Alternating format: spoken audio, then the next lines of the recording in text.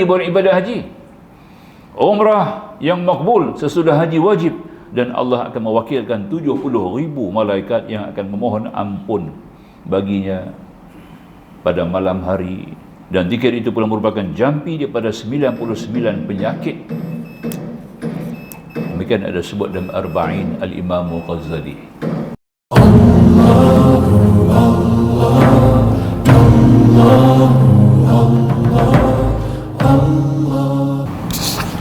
Bismillahirrahmanirrahim.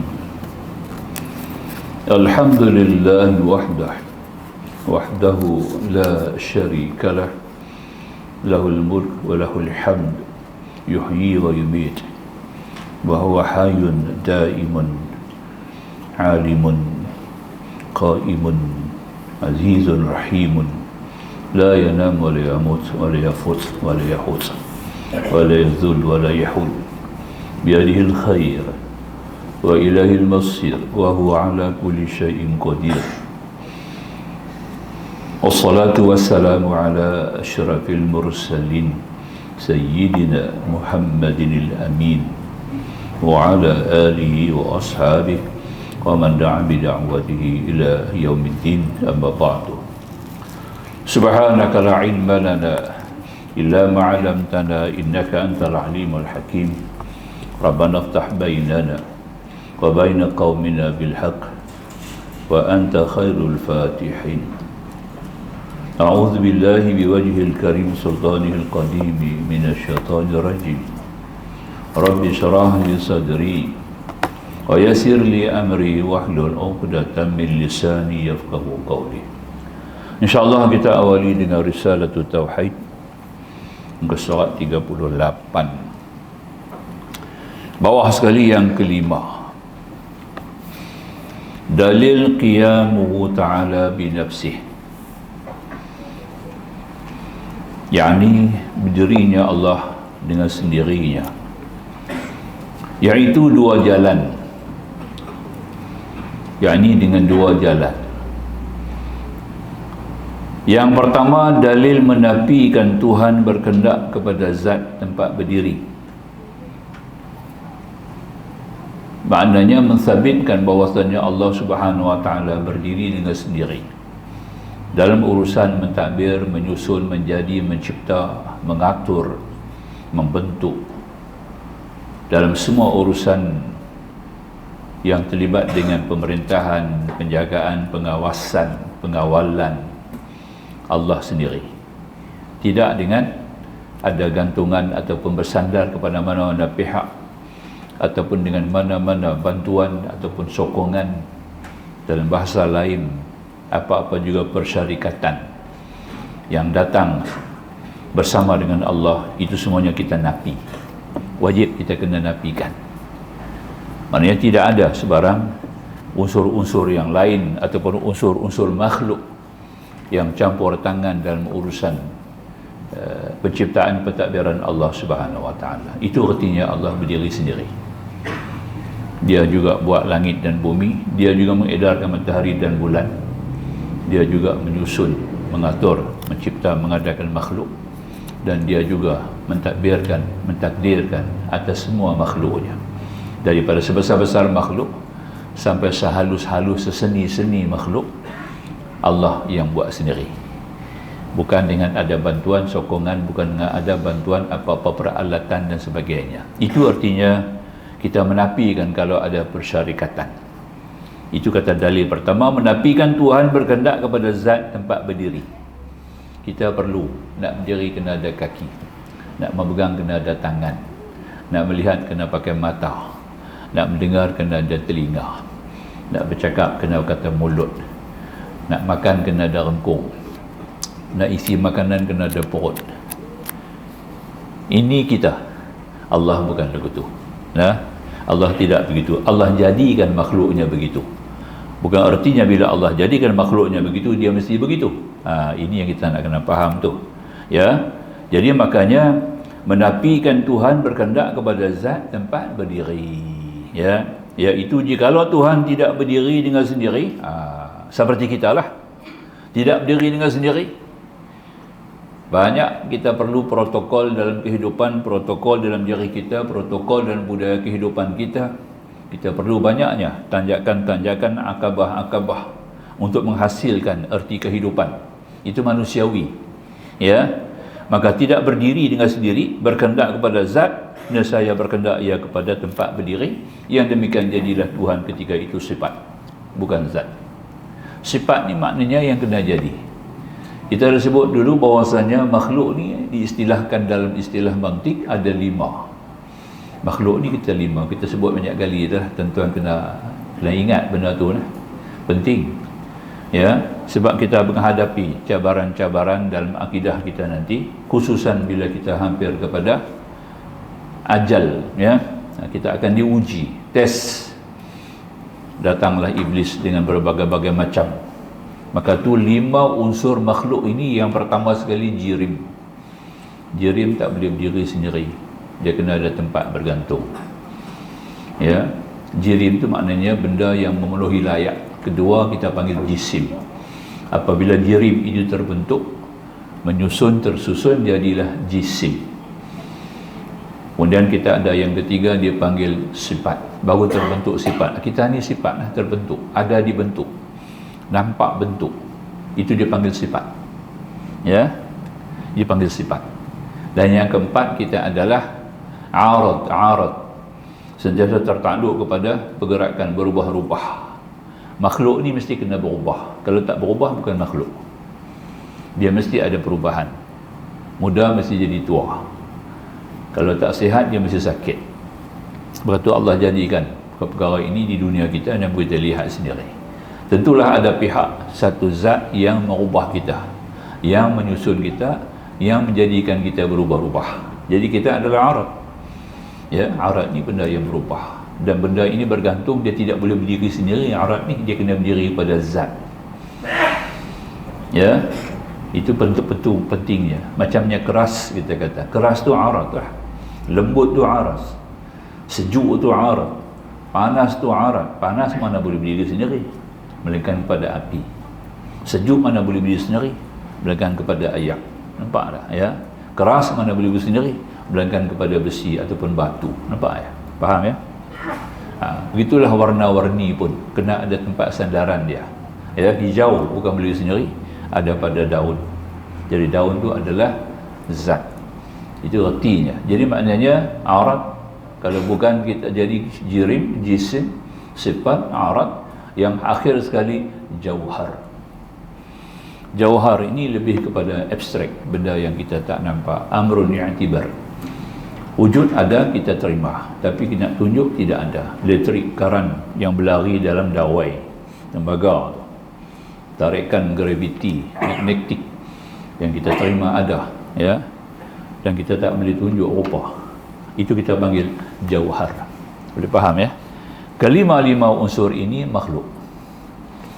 Allah bukan begitu. Allah yang jadikan kelima-lima ini. Jadi kita kena faham. Maka itu kerana kalau Allah berdiri sendiri, tidak boleh berdiri sendiri, dia berdiri kepada sesuatu yang kita kata sebagai apa yang boleh menyokong dia berdiri. Kena ada tempat, contohnya Allah kena ada tempat, kita kena ada tempat. Kalau dikatakan Allah juga kena ada tempat, seperti yang didakwa oleh golongan Wahabi. Ya, sesatnya Wahabi itu bukan kerana dia tak baca talqin. Sesatnya Wahabi itu kerana bukan dia tak baca usalli. Sesatnya Wahabi itu bukan pasal dia tak baca Yasin malam Jumaat. Ya, itu bukan Wahabi. Jangan dikata pula orang tak buat talqin tu Wahabi, orang tak usalli tu Wahabi. Ya, dia pegang kepada sunnah. Ya, itu puak yang mengikut sunnah, dia pakai sunnah terus. Ya, tidak melalui hakam ataupun melalui ulama-ulama yang menjelaskan tentang hadis itu sendiri kedudukannya, iaitu mujtahid. Dia tidak bergantung kepada mujtahid, ulama-ulama mujtahid. Dia hanya mengambil kira kepada dasar hadis. Jadi maka dia panggil sunnah, macam diamalkan di Perlis sekarang ni. Dia tu bukan Wahabi. Wahabi ni kerana dia mengamalkan tauhid 3 serangkai. Tauhid 3 serangkai itulah yang menyebabkan dia sesat, bukan pasal lain. Ya, saya dah terang dulu kan, tauhid 3 serangkai itu kita kena faham. Ya, dia ada 3 tauhid kononnya. Tauhid rububiyah, tauhid uluhiyah, tauhid asma wa sifat. 3. Ya, dan dia ceraikan ketiga-tiga tauhid itu dalam keadaan yang mana kita kena faham. Tauhid rububiyah itu katanya ada juga kepada orang-orang kafirin dan ada juga kepada orang-orang Islam. Tinggal lagi tauhid rububiyah orang-orang kafirin itu tidak sah tauhidnya kerana dia merangkaikan dengan kewujudan berhala-berhala. Nampak tak? Sembahan-sembahan yang lain daripada Allah, di mana sembahan-sembahan itu dikatakan sebagai mendekatkan mereka kepada Allah. Jadi ada kesan daripada kewujudan berhala-berhala ini. Ini pegangan amanah orang-orang kafir yang rububiyah.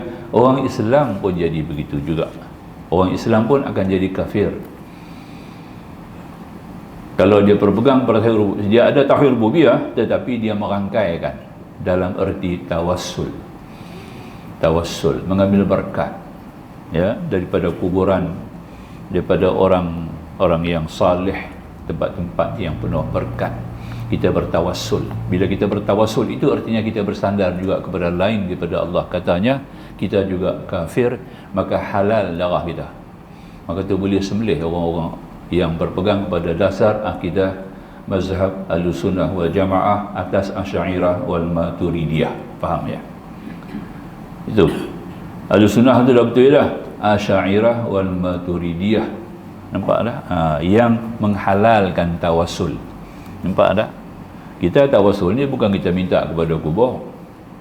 Kita berdiri di sebelah kubur Al-Imam Syafi'i, kita tak minta kepada Imam Syafi'i, tapi keberkatan imam itu adalah seorang ulama yang terkenal sebagai seorang ulama yang salih, yang alim, yang zuhud. Maka itu kita berdiri di tepi kubur tu, kita minta, ya Allah, dengan keberkatan, nampak dah ya, Al-Imam Syafi'i, engkau berilah aku ilmu dan hikmah. Seperti Imam Syafi'i juga buat ketika berdiri sebelah kubur Imam Hanafi di Masjid Ambar di Iraq. Macam itulah. Jadi ini bukan salah, kita tak minta ke Imam Syafi'i, hanya kita menumpang berkat. Seperti mana Allah Ta'ala tu buat dalam surah Isra' Bani Israel. Kita pijak 3 tempat tu saja kita dapat berkat. Alladhi barakna hawlahu linurayhu min ayatina innahu was-sami'ul basir. Kan dalam surah Isra', ya, di mana kami berkati akan sekelilingnya, yakni tempat-tempat yang disinggahi oleh Nabi pada malam Isra'. Antaranya pertama Makkatul Mukarramah, Masjidil Haram. Kita pijak aja tanah haram Makkah bila-bila masa, sama ada kita sedang atau tak sedang, sama ada kita nak buat umrah, haji ataupun tidak. Pijak aja tanah Mekah, tanah haram tu dapat berkat. Jadi kita pergi Mekah, di samping nak buat kerja haji, buat kerja umrah, kita nak menumpang berkat. Salah kah? Tak salah. Tapi katanya Wahabi kata salah, tak boleh. Nampak tak? Tidak ada kepada makhluk. Berkat itu hanya Allah punya. Nampak? Betul lah, Allah punya. Allah limpahkan berkat ke tempat-tempat yang tentu, macam masjid kita sendiri. Tiap-tiap subuh jamaah kita hadir sembahyang subuh jamaah tu, kita mengambil berkat daripada masjid. Awal-awal pagi kita menumpang mengambil berkat daripada masjid kita sendiri, bawa balik ke rumah. Limpahkan berkat itu pula kepada anak isteri kita. Nampak tak? Itu kelebihan sembahyang jamaah subuh. Sebab ketika itu turun para malaikat, ya, dan akan naik para malaikat yang kemarin, yang asal tunggu pagi itu juga, dia akan naik, turun pula yang baru. Ini kenyataan yang boleh kita ambil kira. Ini bukan sesat. Tapi kata Wahabi, bertawasul itu sesat. Jadi maknanya penganut-penganut Asy'ariyah Maturidiyah juga dihukum kafir. Siapa yang mereka akidah ni? Ahmad Taqiyuddin Ibnu Taimiyah. Akhirnya dia bertaubat kepada Allah, dia tarik balik. Tapi sayang, da'iyah dia telah tersebar luas dan dipegang kuat, dianut oleh pemerintah Saudi sekarang. Nampak tak? Faham ya? Jadi pemerintah Saudi sekarang telah menganut faham Muhammad bin Abdul Wahab. Muhammad bin Abdul Wahab ini adalah orang yang menerima ajaran langsung daripada Ahmad Taqiyuddin Ibnu Taimiyah. Faham tauhid 3 serangkai. Nak batal tak boleh dah. Sebab sudah benda itu telah begitu tersebar luas dan dianut hampir kebanyakan negara-negara Islam di sebelah timur tengah. Itu kita faham. Dan sekarang sudah merebak. Kita punya bekas Allahyarham mantan Menteri Agama dulu import buat masuk pula, jadikan sebagai kurikulum sekolah-sekolah, kemudian ditarik balik setelah diketahui bahawa akidah itu salah, ya, maka ditarik balik. Itu bahaya tu. Nanti kita faham dah, ya. Ini saja yang sesatnya Wahabi, bukan pasal dia tak baca, tak buat talqin, tak buat tahlil, bukan. Itu bab lain. Jangan kita pergi hukum pula orang tak buat tahlil tu Wahabi. Tak baca talqin kubur ni tak punya Wahabi. Tak baca usali ni Wahabi. Tak betul lah. Jangan. Benda tu tak kena mengena. Itu hanya para pihak yang hanya bergantung langsung kepada sunnah. Mereka mengikut ulama-ulama hadis, bukan mengikut ulama mujtahid. Sedangkan kita kena ikut ulama mujtahid, bukan ulama hadis. Nampak tak, ya?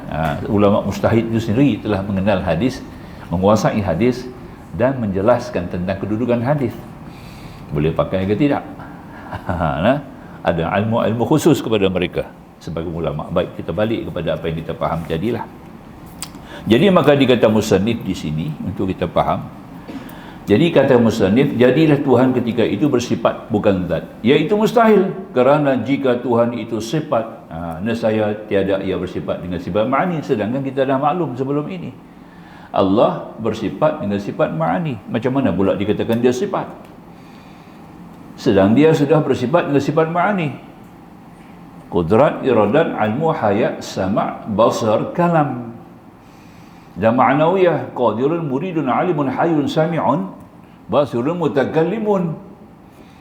Itu ma'nawiyah. Jadi maknanya kalau dikatakan ternafi Allah tu, maknanya dia adalah sifat, nescaya tidak adalah sifat ma'ani dan ma'nawiyah. Sedangkan kita sudah sabitkan antara dalam sifat 20 tadi ini, 7 daripada sifat ma'ani, 7 daripada sifat ma'nawiyah. Jadi macam mana kita nak kata dia sifat sedangkan dia bersifat? Ya, dia adalah zat mutlak. Itu faham. Kerana sifat ada bersifat itu mustahil. Sedangkan Allah itu sifat dan bersifat ma'ni pula mustahil. Dua-dua ada, mana boleh. Kalau sifat dia makhluk, sedangkan dia bukan makhluk, dia bersifat dengan ma'ni, iaitu qadir, qudrat, iradah, ilmu, hayat, sama', basar, kalam.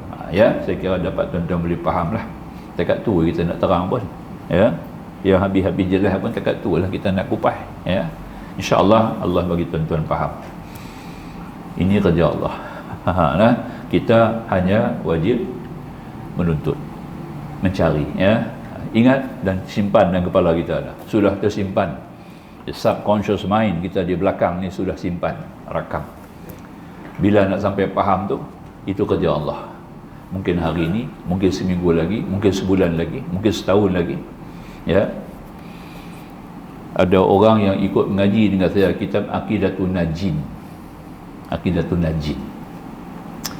Di pulau lah, di pulau, di Sungai Nibung kecil, masjid tu lama. Sekarang ni sudah hampir 11 tahun lah. Dengan saya dah tinggal lah, tak mengajak lah, 11 tahun di masjid tu. Dia ikut mengaji 11 tahun dulu, tapi dia tak faham. Bila datang sini, dia mari sini, dia mengaji di sini. Sekarang dia tak begitu sehat, dia tak hadir lah. Bila mengaji sini, saya bawa perkara yang sama, baru dia faham. Nampak tak? Dia kata tu, dia Ustaz, 5 tahun dulu saya dah dengar bab ni, saya tak faham. Sekarang baru saya faham. Siapa bagi dia faham? Allah. Baru buka. Ada syarat-syarat manik itu agaknya telah terpadam. Manik itu ada, terpadam. Ya, macam kata Syekh Muhammad Abdullah, ya, Tambi, ulama yang menyusun kitab Hidayatul Rahman, cukup bagus kitab Tauhid, sifat 20. Dia kata sifat ma'ani itu sifat yang sah dipandang dengan mata kepala, sekiranya kalau tidak ada mani'. Nampak tak? Kalau tidak ada mani', itu yang kita nak nampak. Kita mesti nampak 4 sifat. Kita kena nampak 4 sifat, bahawa Allahu Akbar, kita berhadapan dengan Tuhan. Cantik. Kalau tak nampak empat sifat ni, kita belum nampak berhadapan dengan Allah lagi. Nampak tak? Tapi kena mai peringkat yang kedua, Allah tengok kita. Kita pakai yang tu pula. Sebelum nak sampai kata kita nampak Allah, kita tengok kata Allah, kita mesti terima kata Allah tengok kita dulu. Antara dua. Jangan yang tiga. Dua-dua tak ada. Macam mana? Nampak ya? Jadi maka itu kita kena nampak empat sifat Allah. Qudrat, iradat, almu, hayat. Nampak empat sifat. Nampak sifat apa? Bekasan sifat. Sebab wujud, bekasan sifat. Itu ketika ma'ani, memberi makna. Ya? Sifat itu memberi makna, maka dia panggil sifat ma'ani. Faham? Ya? Sebab zahir bekasan daripada empat sifat ini sendiri. Ya? Pada zihin orang-orang yang beriman. Nampak tak? Itu dia. Ya? Bukan pada mata kasar. Pada zihin orang-orang yang beriman. Nampak tak? Maknanya pada fikiran akal orang yang beriman itu sudah dihukum bahawa bekasan ini mesti wujud daripada satu penciptaan, iaitu kudrat. Bekasan kudrat langit bumi, bekasan iradat langit bumi, bekasan apabila kudrat iradat mestilah dia berilmu. Dengan sendiri kita menghukum sabit dengan ilmu. Kalau sudah berilmu tentu dia hidup. Sebab alam langit ini berjalan begitu kekal, tersusun, tidak pernah berubah. Nampak tak? Kalau dia berubah, tentu orang pun berubah. Ya? Orang tahun 2022 berubah. Mungkin ada 3 tangan.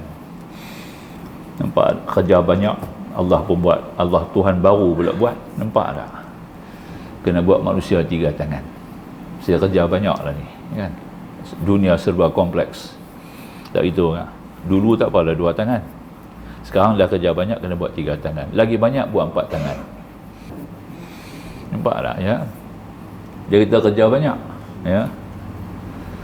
Tidak macam dulu juga, daripada awal wujudnya manusia, sama ada sebelum tu Adam ataupun sampai ke Adam sampai sekarang, manusia macam tu tak berubah. Artinya satu pencipta. Nampak tak? Satu ilmu dan dia hidup secara abadi. Nampak tak? Dia tidak ada pengganti. Lam yalid wa lam yulad.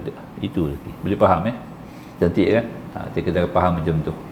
Jadi makanya kata Allah Subhanahu Wa Taala, maka dia tidak. Maka demikian itu kalau ternapi, kalau dikatakan dia sifat, dia perlu kepada zat yang menjadikan dia. Maka bersifat ni sebab ma'ani dan ma'nawiyah. Kerana sifat ada bersifat itu mustahil, padahal zat Tuhan wajib baginya bersifat dengan sifat ma'ani dan ma'nawiyah. Yang demikian bukanlah ia sifat. Maka tetaplah ia zat. Itu artinya zat apa? Zat mutlak, zati mutlak. Itu Allah. Kita ni zat apa? Zati muqayyad. Kita muqayyad. Ada hubung, ada awal, ada akhir. Ada bentuk, ada rupa, ada tempat. Nampak? Itu muqayyad. Boleh faham ya? Yang kedua, menafikan Tuhan daripada berkehendak kepada yang menjadi akan dia, iaitu jikalau tiada ia berdiri dengan sendirinya, saya berkehendak ia kepada yang menjadi akan dia.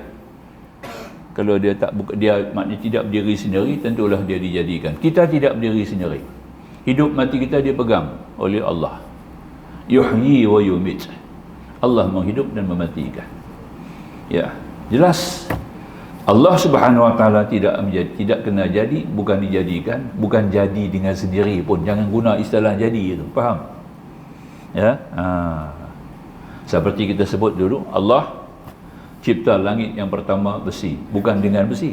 Kalau kita dengan besi lemah, ada dengan pula. Nah. Allah ciptakan langit yang pertama besi, bukan dengan besi. Istilah tu kena faham tu. Kalau dengan Tuhan lemah. Dengan tu makna kita dia ada ambil di mana-mana hardware dah ni ya. Syarikat mana hardware ada supply kat dia. Tentulah syarikat itu lebih awal daripada dia. Nampak tak? Faham Bahasa tu penting, tu kena faham. Jadi Allah jadikan langit pertama besi. Terus jangan kita dengan besi. Ada seorang penceramah dia bercakap begitu, saya pergi tegur dia. Orang kuat agama ada ni pun. Gamak terlanjur cakap. Dia kata Tuhan buat pertama langit dengan besi. Dengan tu siapa bagi kat dia? Bila kita dengan tu makna kita dia berdiri pada satu syarikat ataupun satu kekuatan yang lain. Nampak? Bahaya kan? Dijadikan terus dengan besi. Ya. Itu dia. Itu artinya. Maknanya berdiri sendiri. Bukan besi itu ada dulu daripada dia, ataupun ada satu pihak yang lain pegang besi itu. Sebagai contoh. Ini maknanya dikata oleh musannif di sini. Maka kata kita nak faham yang kedua, menafikan Tuhan daripada berkehendak kepada menjadikan akan dia, iaitu jikalau tiada ia berdiri dengan sendiri, saya berkehendak ia kepada yang menjadikan akan dia. Ya, itu mustahil. Kerana jika berkehendak kepada yang menjadikan dia, nescaya jadilah ia baharu. Baharulah kena jadi. Ya, tetapi keadaan Tuhan itu baharu. Mustahil. Mustahil Allah itu baharu, kita dah sebut tadi. Kerana ada sifat Allah yang kita telah baca sebelum ini, sifat salbiyah.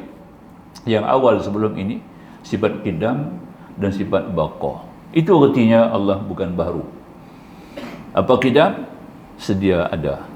Apa baqa? Sedia kekal. Itu kita faham, ya. Kerana Tuhan telah sabit wajib qidam, nampak ya. Yang demikian sabitlah Tuhan itu berdiri dengan sendiri dengan makna kaya, mutlak, zati mutlak, ya, terkaya daripada tempat berdiri dan terkaya daripada yang menjadikan akan dia. Maksudnya tidak ada unsur-unsur kejadian atau dijadi ataupun sabit ataupun ilah ataupun kerana ataupun sebab, tidak ada kepada Allah. Kewujudan Allah itu tidak terangkai dengan sebab, bukan kerana sabit, bukan kerana ilah, ya, tapi wujudnya adalah wujud sendiri, dengan sendiri. Kita faham ya? Dengan sendirinya, ya, itu artinya. Adapun kaya, jirim itu juga kaya. Jirim memang tak boleh berdiri sendiri, tapi dia, walaupun dia jirim, dia tidak berdiri sendiri, tapi dia kena berdiri. Untuk menghasilkan jirim itu, dia kena berdiri. Ayak contohnya, ayak boleh berdiri sendiri ya. Dia kena ada tempat takungan, dia kena tempat untuk mengalir, nampak tak? Kena ada lubang ke, payah ke, pasu ke, baru ayak tu berdiri sendiri. Ayak tu satu jirim lah, unsur jirim. Mana boleh berdiri sendiri ayak tu? Dia kena tempat bergantung, nampak tak? Walaupun ayak tu kita kenal sebagai jirim, dia kaya daripada unsur-unsur yang lain, maka disebut sebagai air mutlak. Kenapa dia panggil mutlak? Kita nak sebut warna, tak boleh. Warna apa dia? Mana ada warna? Rasa apa? Belum, mana ada rasa, ya. Maka itu dia adalah neutral. Itu kita panggil mutlak. Faham? Kalau muqayyad, ayak kopi, ayak teh. Ada muqayyad, kena kopi, kena teh. Sabit dengan namanya. Itu panggil air muqayyad. Nampak ya? Itu bab ayak kita mengaji dulu, ya, dalam bab fiqh kita nampak dah. Terkaya daripada satu pihak jua, iaitu terkaya daripada tempat berdiri, tetapi tiada terkaya pada satu pihak yang lain, iaitu tiada terkaya daripada menjadikan akan dia. Nampak tak? Ya. Maka dalil naklinya itu innallaha la ghaniyyun 'anil 'alamin, Al-Ankabut ayat 6, bahawa Allah Taala itu terkaya daripada sekalian alam. Maka jadilah Qiyamu ataupun Al-Qayyum. Nama Allah ni masuk dalam nama Allah yang 99, Al-Qayyum, cukup besar. Ya, Al-Qayyum ni maka itu dijadikan di antara nama-nama Allah yang Ismul A'zam, dia kata nama Allah yang teragung, Al-Hayyul Qayyum, mesti kaitkan dengan hayy, dengan hidup, ya. Bila kata Al-Qayyum mesti kaitkan dengan hayat, hidup. Maka itu kita bawa rangkai dua-dua sekali, Al-Hayyul Qayyum, ya. Disebutkan bahawasanya Nabi Sulaiman ketika nak bawa singgah sana Puteri Balqis, istana dengan singgah sana Balqis, ya, daripada Yaman, Sabah, nak bawa ke Palestin, nampak, ya. Nabi Sulaiman di mana seorang daripadanya Asif Barkhaya ni orang kanan Nabi Allah Sulaiman yang diajar Allah dengan Alkitab. Dia bawa singgah sana Puteri Balqis ini hanya dengan Ya Hayyu Ya Qayyum La ilaha illa anta, yang tu dia bawa, nampak. Maka itu Nabi mengajar kepada Aish daripada Fatimah anak dia sendiri, bawa bacalah Ya Hayyu Ya Qayyum, ya. Sebab Fatimah ni dia tidak ada pembantu, tak ada jariah, dia seorang kena buat kerja. Dia pecah tangan-tangan habis semua, minta jariah tak dapat. Nabi lupa nak bagi jariah kat dia, agih-agih jariah bagi kat orang lain, kat anak sendiri lupa. Nampak tak? Tak apa Nabi ajak dekat dia, kamu bacalah zikir ini, Ya Hayyu Ya Qayyum, Ya Hayyu Ya Qayyum La ilaha illa anta, ya. Kemudian kita pasang di akhir, ya. Tak gitu, sebagai memohon kepada Allah, ya. Jadi yang kita sebut sebagai Al-Hayyul Qayyum ni kita amalkanlah dalam kehidupan kita sendiri, ya. Ketika Allah ketika dilontarkan Nabi Allah Ibrahim SWT, Allah terus mengilham kepada Nabi Ibrahim, Ya Hayyu Ya Qayyum La ilaha illa anta, tak terbakar, Nampak? Besar tu. Itu dia, ya.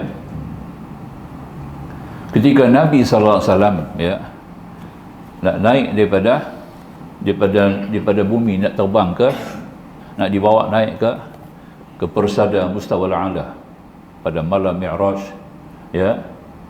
Bukan Jibril ajak Nabi, Allah ilham terus kepada Nabi, ya hayyu ya qayyum la ilaha illa anta.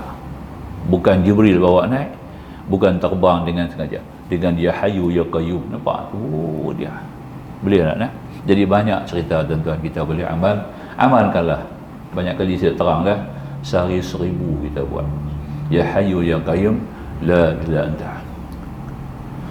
Wa ya qayyum bi rahmatika astaghith wa bi quwwatika asta'inu. Tutup dia, bi rahmatika astaghith wa bi quwwatika asta'idh. Nampak? Ya. Dan amal lagi daripada zikir itu, ya qawi ya aziz ya alim ya qadir ya sami' ya basir. Amalkan sebanyak mungkin tiap-tiap hari. Semua perkara jadi, semua perkara usai, semua perkara selesai, semua perkara langsai. Nampak tak? Boleh tak? Ya. Ya qawi ya aziz. Ya, dalam Qirtas, kitab nama Qirtas. Kitab tu mari daripada Tarim. Ada kat saya ni. Mari daripada Tarim tu, Yaman, ya. Kitabnya Habaib dua amai kitab tu. Qirtas nama kitab tu. Dalam tu ada sebut. Ya, amalkan. Ya qawi ya aziz ya alim ya qadir ya sami' ya basir. Senang tak? 6 nama, ya. Ya qawi ya aziz, ya qawi ya aziz, ya alim ya qadir, ya sami' ya basir. Amalkan. Kemudian amal lagi, sebab dia masuk dalam tauhid rububiyah. Tu zikir ni semua masuk dalam tauhid rububiyah, ya. Dan disebut lagi, saya bawa sikit daripada kitab ni sebab tuan-tuan boleh amal. Dia ada dalam basmalah, bismillah yang kita baca ni, rupanya terkandung dalam tu tauhid rububiyah yang besar. Dalam tu ada 2 nama Allah, Rahman dan Rahim. Ismul A'zam, kata Imam Nawawi Allah Ta'ala anhu, ya Rahman ya Rahim ya Rahman ya Rahim. Saya baca sikit dia punya kenyataan daripada hadis itu sendiri lah, supaya tuan-tuan dapat amalan dia apa. Ini kita lihat dulu, ya. Wa qala sallallahu alaihi wasallam, man qala fil yaumi 10 marratin bismillahirrahmanirrahim wala haula wala quwwata illa billahil aliyyil azim. Dan dengan menyebut nama Allah yang Maha Pengasih lagi Maha Penyayang, yang tidak ada daya upaya kecuali atas pertolongan Allah yang Maha Tinggi, ya. Yang kita baca tadi, tidak ada daya upaya kecuali atas pertolongan Allah yang Maha Tinggi. Bismillahirrahmanirrahim wala haula wala quwwata illa billahil aliyyil azim. Yang tu saja boleh tak? Ya. Kita nak baca sehari banyak mana? 10 kali saja. Sehari 10 kali, ya. Not even 1 minute tu dia.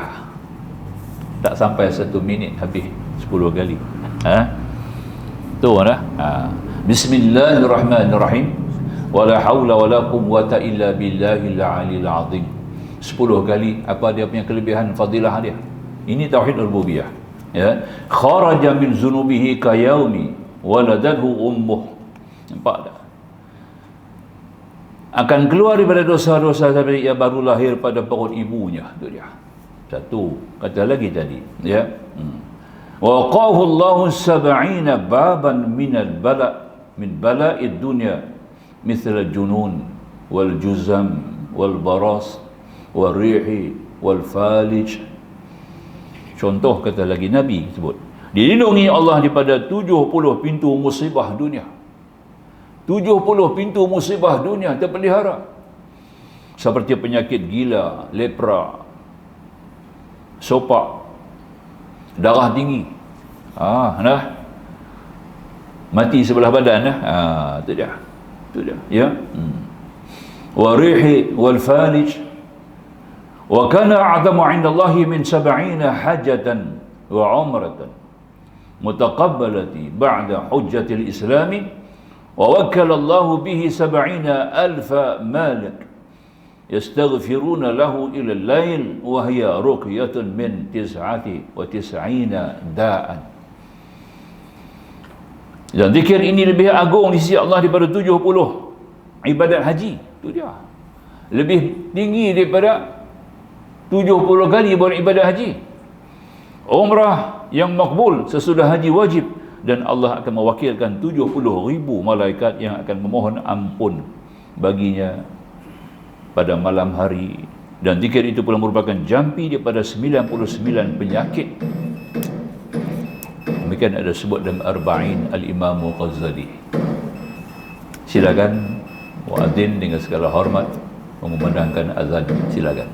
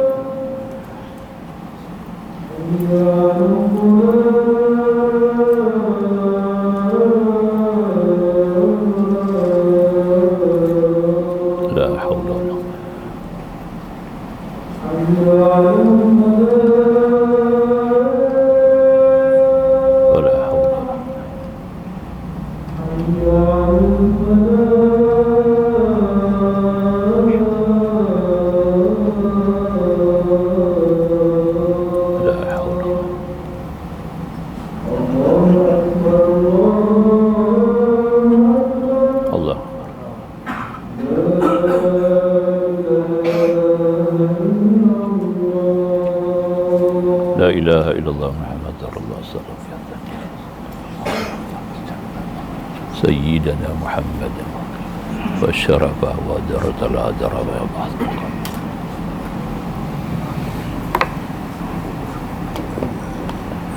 حمدا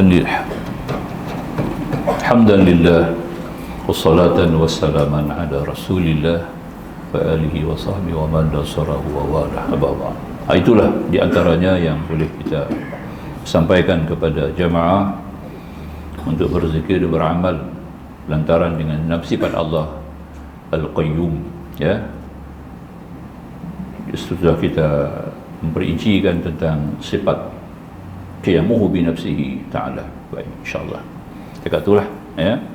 10 kali, ya, baca setiap hari 10 kali. Bismillahirrahmanirrahim.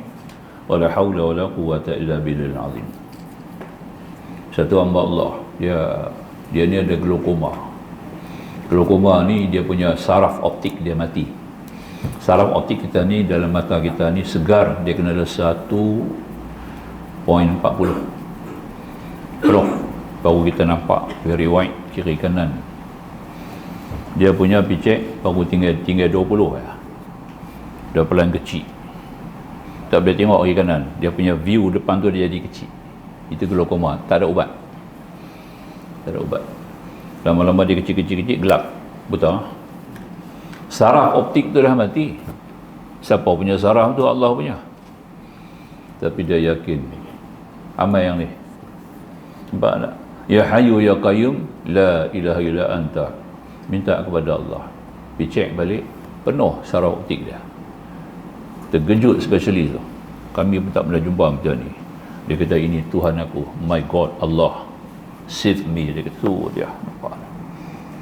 Dia yang buat aku, dia yang bagi sakit, dia yang dia bagi aku sembuh, dia yang bagi tumbuh balik orang aku, nampak. Tu dia. Itu kelebihan. Ya Hayyu Ya Qayyum la ilaha illa anta. 1000 kali. Rasulullah mengajar kepada Sayyidina Uthman ibn Affan. Sebab dia di antara sahabat Nabi yang banyak yang terkaya, yang banyak urusan dunia, ya. Tapi khatam Quran tiap-tiap 2 minggu.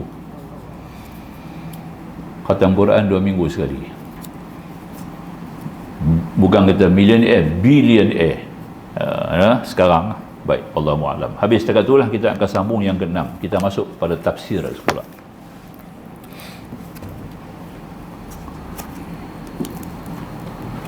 Yang ini tafsir masuk pada ayat yang ke-16 pada surah Nuh. Ayat yang ke-16. A'udzu billahi minasyaitonir rajim. Wa ja'ala al-qamara fihinna nura wa ja'ala asy-syamsa siraja. Dan dia jadikan bulan pada semuanya itu bercahaya dan matahari sebagai pelita. Menurut keterangan ahli-ahli, bulan itu sendiri tidaklah memancarkan cahaya sendirian. Bulan itu pada asalnya adalah gelap. Oleh kerana pantulan sinar matahari, barulah bulan nampak seakan-akan memantulkan cahaya. Laksana rumah beratap sing di tepi bukit yang jauh, kelihatan di tengah hari memancarkan sinar. Bumbung zinc dia tu. Padahal itu bukan sinar atap rumah, melainkan sinar matahari yang memantul kepadanya. Begitulah kononnya bulan. Al-Quran bukanlah kitab al-mu'alam. Jangan kita bercakap begitu pula. Jangan berkata Quran ini kitab al-mu'alam, ya, bukan. Hasil penyelidikan manusia, melainkan wahyu. Al-Quran adalah wahyu menyuruh manusia memperhatikan alam keliling untuk menambah keyakinan dan imannya kepada Tuhan. Jadi maknanya ada yang menjadikan demikian. Wujud kenyataan itu dalam kehidupan kita dapat melihat bagaimana bezanya matahari dan bulan. Kenapa bulan di waktu malam, matahari di waktu siang. Kalau buah matahari pada siang, bila malam jenuh kita tak tidur. Bukan dengan panas saja, kita pun tak tidur. Pakat mati habis rata-rata. Jadi Allah akan malam tu sejuk, dengan bulannya pun sejuk. Sebab dia melimpaskan cahaya, sinar. Dia bukan mengeluarkan sinar, dia mengeluarkan cahaya. Limpasan, pantulan daripada sinar yang menyebabkan adanya cahaya. Maka dalam ayat ini tidak diterangkan secara terperinci bahawa bulan itu tidak memancarkan cahaya sendiri, melainkan mengeluarkan sebagai kilatan daripada pantulan cahaya matahari. Dikatakan dalam ayat ini bahawa bulan itu bercahaya pada semulanya, itu semua langit, iaitu cahaya matahari memantul ke atas permukaannya. Setelah Tuhan menerangkan langit yang 7 susun, disabdanya pula bahawa Tuhan bercahaya fihinda, artinya pada semuanya, pada semua langit yang 7 susun. Ungkapan ini pun mengambil kesedaran dan perhatian daripada manusia yang menengadah ke langit. Mereka tidaklah melihat dan menyaksikan langit 7 susun. Manusia hanya melihat atau menengadah ke atas, dilihatnya langit hijau kerana jauh dan tidak kelihatan. Di mana ujung penglihatan yang kelihatan oleh manusia hanyalah bahawa bila hari terang, bulan seluruh langit dan kelihatan olehnya terpengaruh juga oleh cahaya bulan itu. Bintang-bintang tidak semua kelihatan, sebab cahayanya telah dipudarkan oleh cahaya bulan. Sehingga seakan-akan seluruh langitlah yang diliputi oleh keindahan dan kemesraan cahaya bulan. Kemudian, apakah maksudnya matahari sebagai pelita yang disebut dalam ayat ini? Yang dikatakan Allah, wa ja'ala asy-syamsa siraja. Ya. Jadi maka disebut oleh musannif, apakah erti di sini? Maka dikata musannif, bukankah cahaya pelita tidak seterang cahaya bulan? Padahal dikatakan bahawa cahaya bulan adalah pantulan cahaya matahari. Yang dimaksud dengan matahari sebagai pelita bukan daripada segi cahayanya, melainkan daripada segi dirinya sendiri. Bukankah pelita memancarkan sinar daripada dalam dirinya sendiri kerana minyak yang diisikan ke dalamnya? Bila habis minyak, cahaya itu hilang. Selama minyak masih ada, cahayanya pun masih keluar. Demikianlah matahari, sinar dan cahayanya datang daripada dalam dirinya, sebab zat pembakar yang ada dalam tubuh matahari itu tidak kering-kering, dan satu ketika dia akan kering. Ya, tidak habis-habis dan tidak didatangkan daripada luar. Sungguh matahari adalah salah satu di antara beribu-ribu keajaiban ketentuan ilahi yang sangat menakjubkan manusia yang suka berfikir. Ya, itu yang ada tadi ini disebut sehingga dalam satu pahaman, dalam pahaman Sanskrit, dalam Hinduism disebut matahari. Matahari itu adalah dalam bahasa Sanskrit, bahasa Hindu tua yang digunakan dalam kitab Veda. Mata-mata lah hari itu Tuhan. Dalam bahasa Sanskrit hari, hari Rama, hari Krishna. Tuhan Rama, Tuhan Krishna. Ya, Tuhan Humayun, monyet. Ya. Kemudian Tuhan mata, matahari.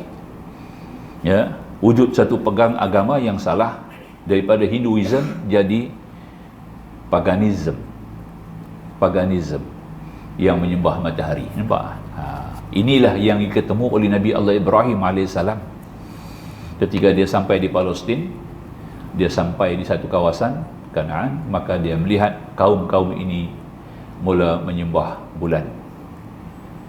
Tunggu-tunggu bulan pun padam. Nampak? Ya, mula sembah bintang. Habis sembah bintang timbul bulan. Tolak bintang, dia kata kita tak usah ikut bintang, kita ikut bulan pula. Tengok bulan lagi besar. Dia bukan sesat. Tapi jemaah tabligh dalam ceramah dia berkata, tengok Nabi Ibrahim pun sesat mula-mula. Dia pun sembah bintang. Nabi Ibrahim bukan sembah bintang, dia jumpa kaum sembah bintang, dia bawa dakwah dia dalam praktikal, faham tak? Dia join depa tu nak buktikan bahawa ini makhluk yang kamu sembah. Bukan dia sesat. Itulah orang tabligh ni pasal dia tak mengaji. Itu masalah dia, ya. Dia tak mengaji ilmu tauhid ni semua, tak mengaji, ya kan? Sebab memang dalam dasar dia tak boleh mengaji. Sebab dia bukan badan dakwah, dia badan sufi. Dia ni adalah tarekah.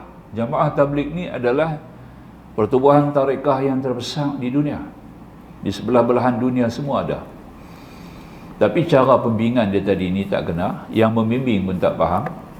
Jadilah masalah dia tak ketentuan. Nampak tak? Dia ni asal adalah pertubuhan sufi, tarekah.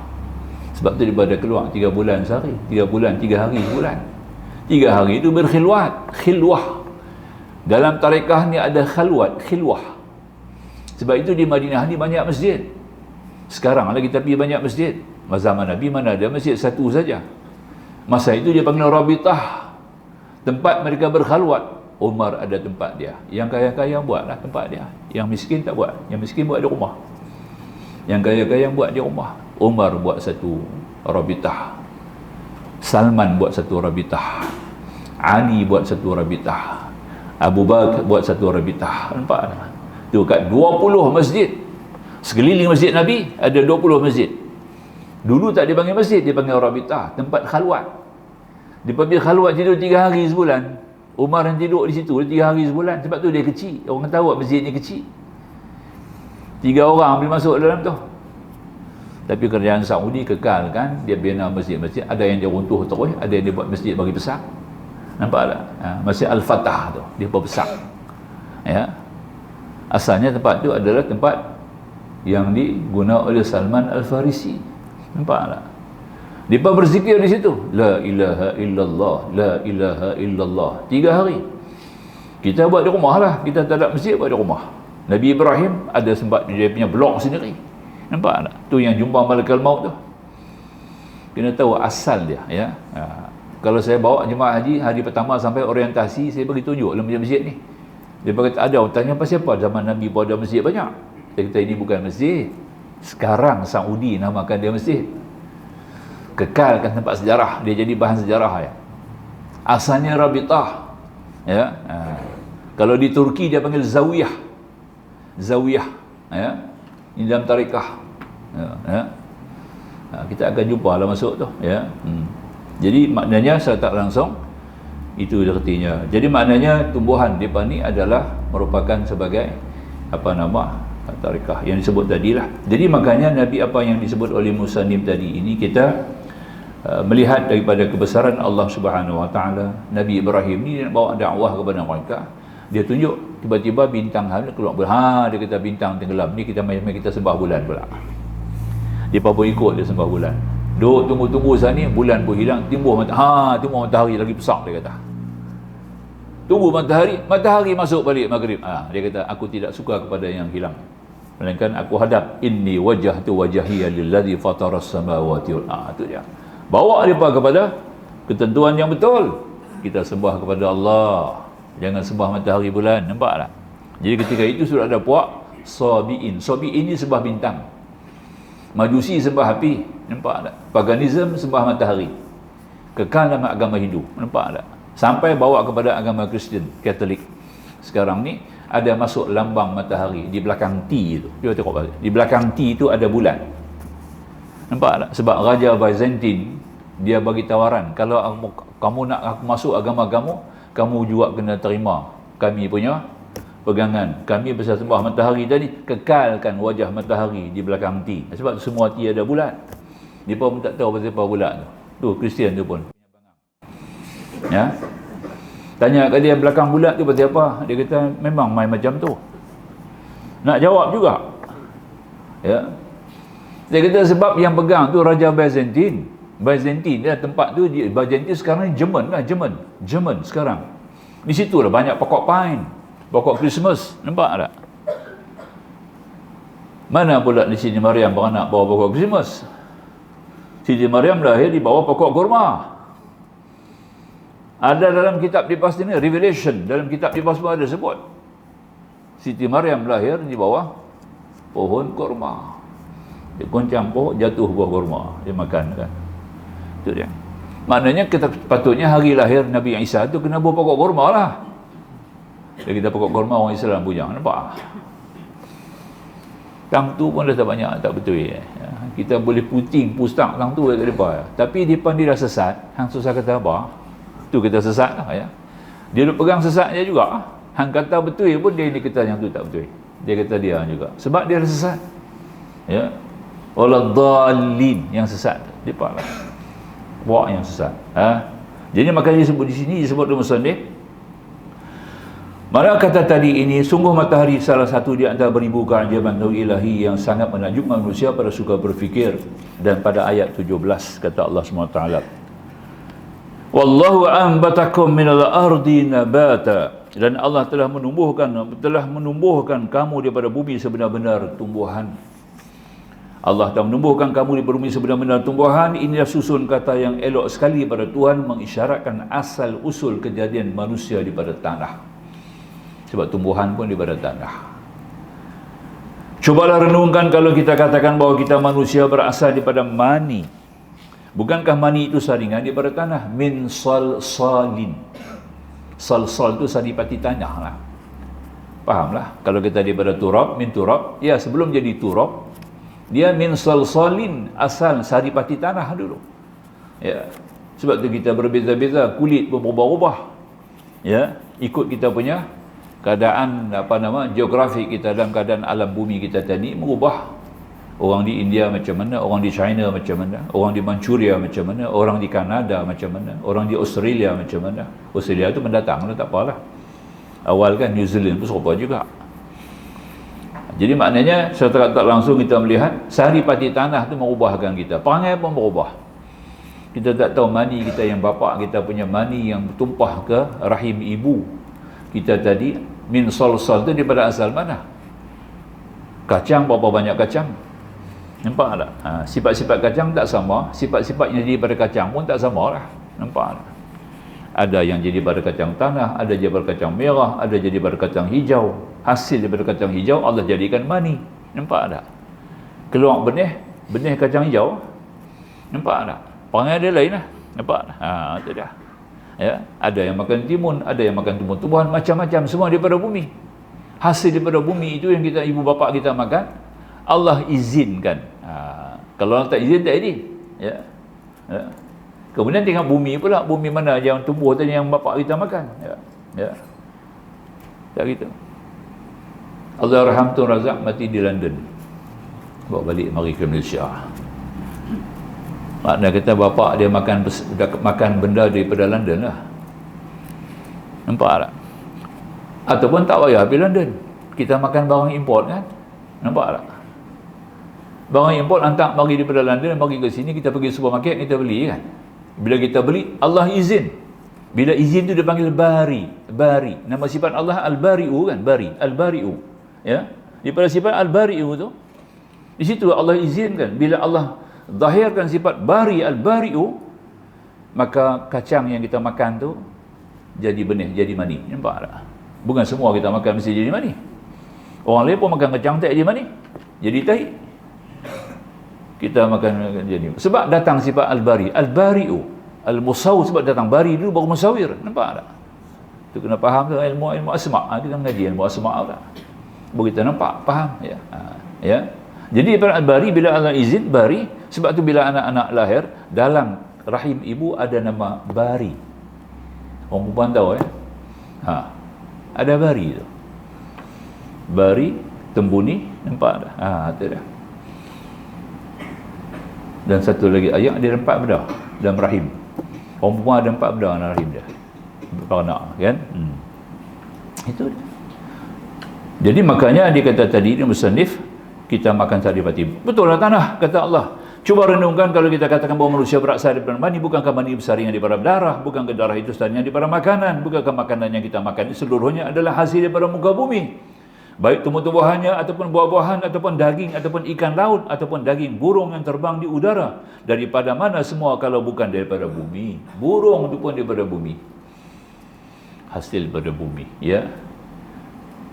Maka jelas bahawa seluruh bahagian diri kita ini adalah tumbuh daripada bumi. Cubalah fikirkan baik-baik, adakah pangkal hidup manusia datang daripada luar bumi? Tidak ada, ya. Harun Yahya, seorang scholar Turki, dia tulis bab ni saja, satu buku muka surat 300 muka surat, ayat ni aja nak kupas tumbuh-tumbuhan tu daripada jadi kita. Harun Yahya, tuan-tuan boleh tengok dalam Google, ya kan?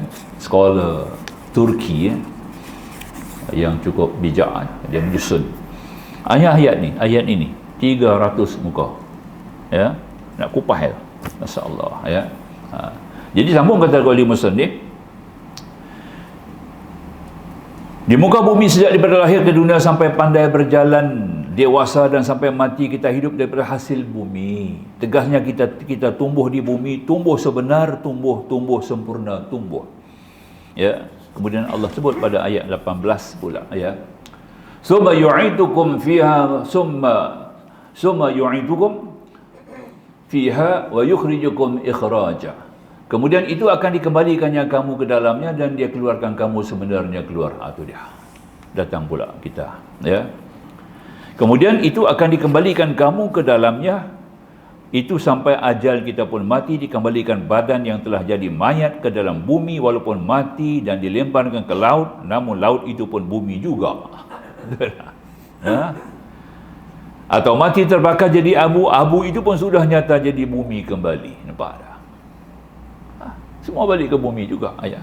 Dan akan dikeluarkan kamu bahawa sebenarnya keluar tadi, ujung ayat ini sudah termasuk dalam hal ehwal yang wajib kita percaya.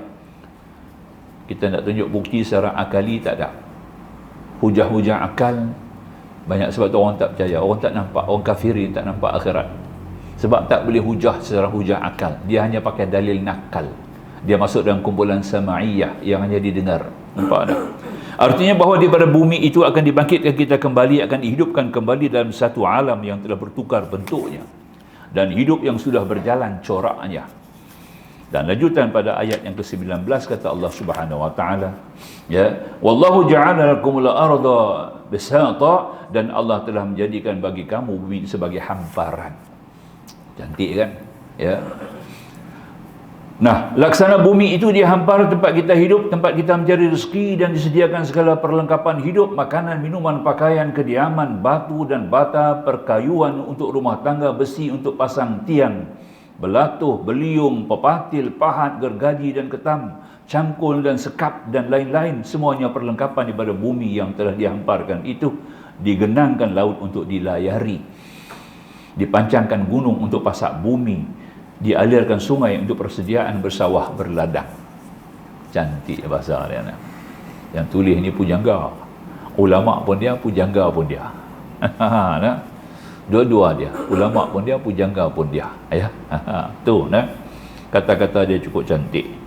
Maka diterang pada ayat ini disebut oleh musannif langsung, dan kami jadikan kamu apa yang di atas bumi ini semuanya Allah jadikan pada kita ini, ya, litasluku minha subulan fijaja, supaya kamu lalui kita, ya, lalui daripada jalan-jalan yang jauh-jauh, ya.